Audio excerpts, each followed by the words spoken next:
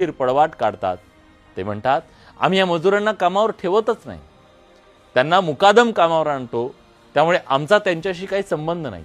अर्थात कारखानदार यातून सोयीस्करपणे हात झटकतात। सरकारने 2019 मध्ये एक समिती नेमली, काय झालं? काहीच नाही। आता 25 फेब्रुवारी 2026 रोजी महाराष्ट्र सरकारने पुन्हा एक नवी समिती स्थापन केली। पहिली समिती स्थापन होऊन 7 वर्षे उलटून गेली, पण साखरेचं उत्पादन थांबलं नाही आणि बायांची गर्भाशय निघणंही थांबलं नाही। पण हे फक्त मलमपट्टी करण्याचं नाटक आहे का, असा सवाल आता या निमित्तानं उपस्थित केला जातो। बरं, तुम्हाला माहिती आहे का की रक्ताळलेली साखर कुठे जाते? ती जाते तुमच्या आमच्या घरात। 2024 मध्ये न्यूयॉर्क टाइम्स आणि द फुलर प्रोजेक्ट यांनी एक ग्लोबल इन्व्हेस्टिगेशन केलं।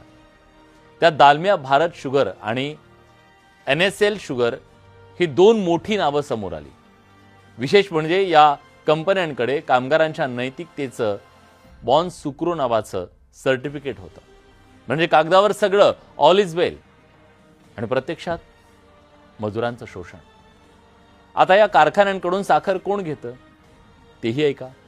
कोका कोला, पेप्सिको, मॉन्डेलीज हीच कंपनी तुमची आवडती कॅडबरी तयार करते।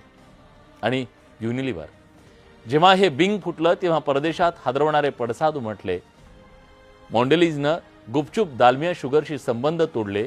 कोका कोलानं दिखाव्यासाठी कामगार प्रशिक्षण सुरू केलं।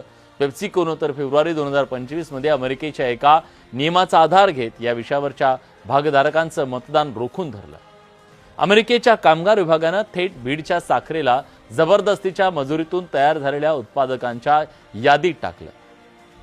विचार करा, अमेरिकेला, फ्रान्सला या बीडच्या महिलांच्या वेदना दिसतायत, पण महाराष्ट्राला याचं उत्तर अस्वस्थ करणार। ज्या व्यवस्थेमुळे एका आईला पैशासाठी स्वतःच्या स्त्रीत्वाची, स्वतःच्या गर्भाशयाची कत्तल करावी लागते, तीच व्यवस्था बाजारामधल्या त्या चकचकीत कोल्ड्रिंकच्या बाटल्या आणि चॉकलेट्स बनवते आणि आपण ते अतिशय चवीनं खातोय। आजपासून जेव्हा केव्हाही तुम्ही चहाचा घोट घ्याल, एखादं चॉकलेट खाल, तेव्हा एखादा फक्त बीडच्या रखरखत्या उन्हात पोटाला चिंध्या बांधून ऊस तोडणाऱ्या आणि पोटावर ऑपरेशनचे टाके घेऊन जगणाऱ्या त्या माऊलीची नक्की आठवण काढा। हा प्रश्न फक्त फ्रान्सच्या मीडियाचा किंवा अमेरिकेच्या संस्थेचा नाहीये, हा प्रश्न आपल्या मातीचा आहे, आपल्या आया बहिणींचा आहे। त्यामुळे याबद्दल तुम्हाला काय वाटतं, तुमचं काय मत आहे, कमेंट करून नक्की कळवा। धन्यवाद।